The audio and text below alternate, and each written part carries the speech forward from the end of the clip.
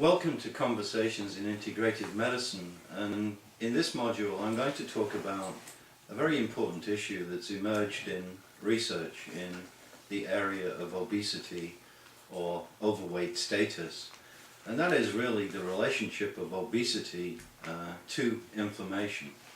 And the question is obesity an inflammatory disorder? And in my writings I say the answer is emphatically yes, such that I coined the term obesitis. Putting itis on the end of the word obesity implies that this really is an inflammatory disorder. Well, what is the evidence to support my statement that there is a new terminology out there justifiable, namely obesitis? Well, it's quite simple. We've seen the relationship in the medical literature between obesity and inflammatory disorders for almost 30-40 years. It's clearly documented. We can see specific studies that show with weight loss, even modest degrees of weight loss, we can see reduction in certain chemical messengers that are involved in the inflammatory processes. Things like interleukins are measurably lower. Things like C-reactive protein, a marker of inflammation, may be measurably lower when people lose weight. Now, we see also that a large proportion of some of these inflammatory mediators may be elaborated or actually synthesized in fatty tissue. So fatty tissue is a source of inflammatory mediators itself. We see the relationship between obesity and insulin resistance, and we see in the metabolic syndrome X certainly a move towards inflammatory disorders by shifting in eicosanoid patterns where we see more pro-inflammatory status occurring in the body. We see a clear relationship between obesity and a number of inflammatory disorders emerging in a variety of patients. We see this clinically almost on a daily basis. So it's against this background that I start to talk about obesitis and indicate that in fact the management of inflammation in the obese individual must be, in my mind, much more important than hitherto supposed. And in fact, one can say that management of metabolic syndrome in the obese individual is a key factor here in secondarily controlling inflammation. But one could argue very strongly that one needs to key in on inflammatory processes in the obese individual. And let's look at the relationship. We know that cardiovascular disease is certainly underpinned by inflammation.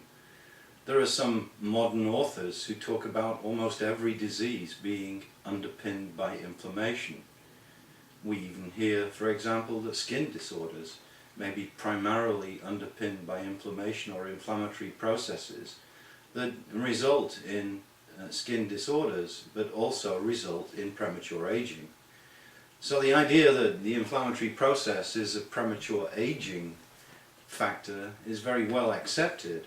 So this fits into our notions of anti-aging medicine and the promotion of wellness, or even recuperative medicine or advanced preventive medicine.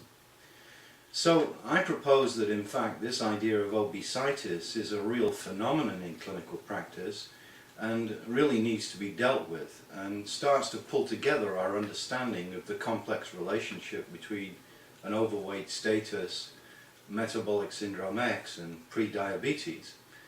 Let me return to the progression of these disorders, and in fact in my writings and lectures I've defined metabolic syndrome X very clearly and type 2 diabetes as disorders of premature aging. Now, what is the key underlying factor in premature aging within these disorders? And the answer is, in simplistic terms, oxidative stress. The galloping progression of premature disability in diabetes or metabolic syndrome, and perhaps obesity in isolation, is underlying oxidative stress. Now, there's a clear relationship between oxidative stress and the promotion of inflammation. And this is such a clear relationship that it now starts to come together. We now start to connect the dots. And in fact, antioxidant use routinely in the obese individual or overweight person may be a very good approach to attempting to deal with some of the issues and potential complications of obesity. Now, the question is, how do we use antioxidants? And the answer is, in some circumstances, we use them incorrectly. And let me explain. I've spoken extensively on this subject and indicated that the use of single antioxidants alone in high dosage is probably best avoided.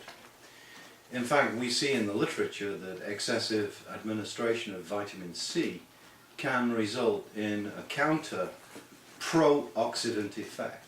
And I've described this in my own clinical practice, having seen individuals who've been given high-dose intravenous vitamin drips and have presented with pro-oxidant status, with some degree of depressed immunity, fall in their white cell count, and really ill health, which fortunately is relatively temporary in most people, but certainly a status to be avoided.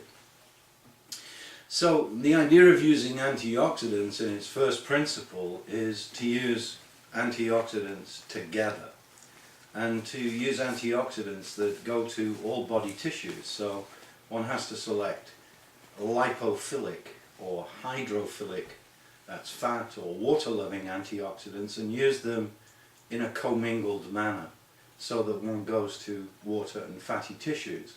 Or in fact, amphiphilic antioxidants, or antioxidants that I call, in somewhat of a joking manner, bisexual. In other words, antioxidants that have both hydrophilic and lipophilic tendencies. Perhaps a good example would be alpha-lipoic acid. So one needs to look at the use of balanced antioxidants, and one needs to understand the concept of redox potential, which to some degree is quite simple. It just is a measure of the ability of something to become oxidized. So looking at antioxidants with different minute electrical or redox potentials is another good idea. So the principles come in: mixed antioxidants of different hydrophilicity or lipophilicity of a different redox balance. And the list of antioxidants that are valuable in these circumstances is just enormous. And furthermore, some antioxidants have very specific effects independent of their general antioxidant action. Let's take alpha-lipoic acid, which in fact seems to have a very good effect at sensitizing the actions of insulin, and also has been used very extensively, especially in Europe, in the management of diabetic peripheral neuropathy. Ellagic acid from raspberries or pomegranates is an excellent antioxidant, and ellagitanins or ellagic acid certainly has some very interesting effects in inducing de-differentiation of breast cancer. Green tea polyphenols require little introduction. They in fact carry approved cancer preventive claims in Asian countries, certainly in Japan. And in fact, ranging from improvement in glucose regulation through to beneficial antioxidant effects on organs like the skin, green tea just stars out there as many, many different benefits. So the list goes on, curcuminoids with a vast array of anti-inflammatory effects as well as just antioxidant effects. So quelling tissue oxidation or inhibiting tissue oxidation, in my mind, is a key component of managing the obese individual, especially in the presence of metabolic syndrome X.